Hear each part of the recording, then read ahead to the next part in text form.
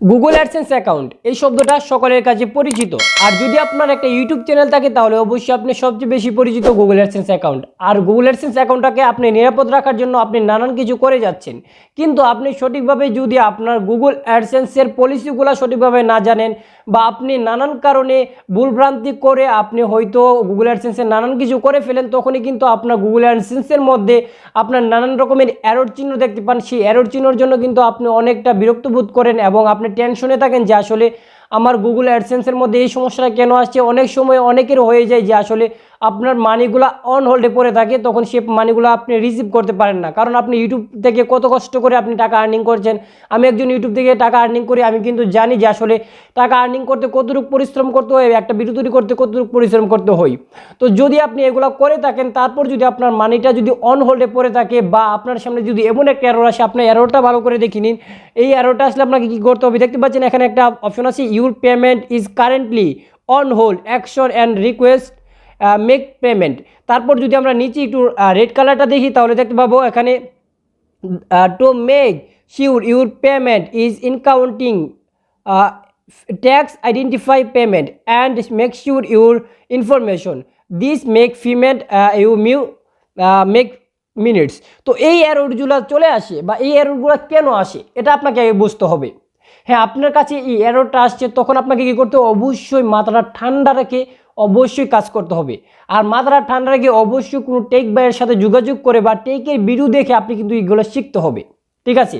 তারপর আপনি কাজ করেন, আপনি উল্টাপাল্টা করে আপডেট করে দিলেন, কোনো কিছু করে দিলেন, তাহলে কোনো কিছু হবে না। এই এররটা কী কারণে আসে আগে আমি আপনাদেরকে এটা দিই। আপনি এখানে দেখতে পাচ্ছেন একটা আপনার আপডেট বাটন আছে, যদি আপনি সরাসরি আপডেটে ক্লিক করেন অনেক সময় কিন্তু আপডেট বাটন আপনাকে দেবে না। আবার যখন আপডেট বাটনে দিয়ে দিই তখন কিন্তু আপনাকে দেখবেন যে ওইখানে ট্যাক্স আইডেন্টিফাই ফর্মটা ফিল আপ করার জন্য আপনাকে দেবে না, এমন কিন্তু সমস্যা হয়ে থাকে।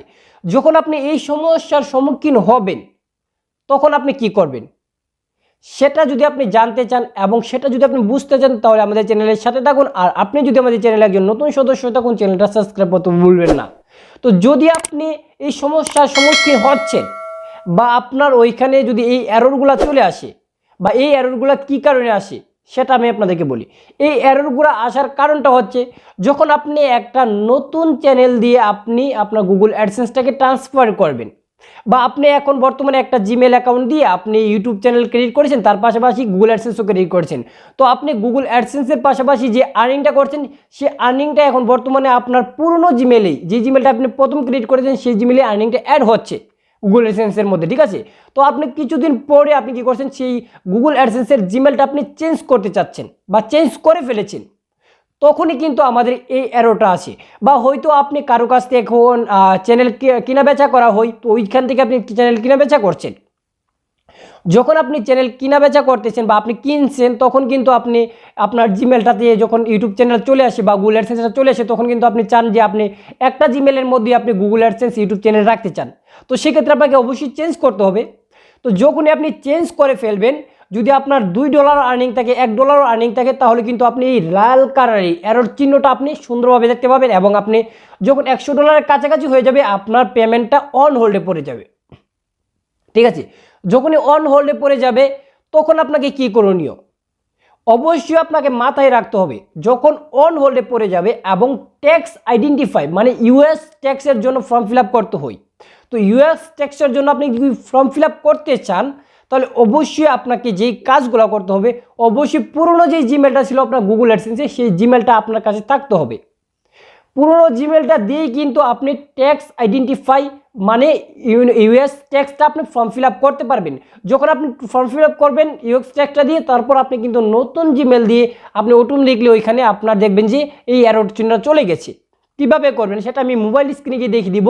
অবশ্যই আমি আপনাদেরকে সিম্পলভাবে বুঝিয়ে দিব, ওইখানে গেলে আপনি আপনি এররগুলো পেয়ে যাবেন। কারণ আমার কাছে কিন্তু এমন কোনো প্রফেশনালি প্রুফ নেই যে আপনাকে দেখিয়ে দিব স্ক্রিনশট দিয়ে। আপনাকে শুধুমাত্র আমি একটু কীভাবে যাইবেন, কোন সেকশন গিয়ে পাবেন সেগুলো আমি আপনাদেরকে দেখিয়ে দেবো, ঠিক আছে? তো এই পর্যন্ত আমাদের সাথে থাকুন। অবশ্যই আমরা চলে যাব মোবাইল স্ক্রিনে, মোবাইল স্ক্রিন থেকে আপনাদেরকে দেখিয়ে দিব যদি আপনার এই এররগুলো আসে আপনি কোথায় গিয়ে আপনি সেই এররগুলো সাবমিট করবেন বা ট্যাক্স সাবমিট করবেন। সেই জন্য আমি আপনাদেরকে মোবাইল স্ক্রিনে চলে যেতে হবে। মোবাইল স্ক্রিন থেকে আপনাদেরকে চলে যাবে মোবাইল স্ক্রিনে। Let's go.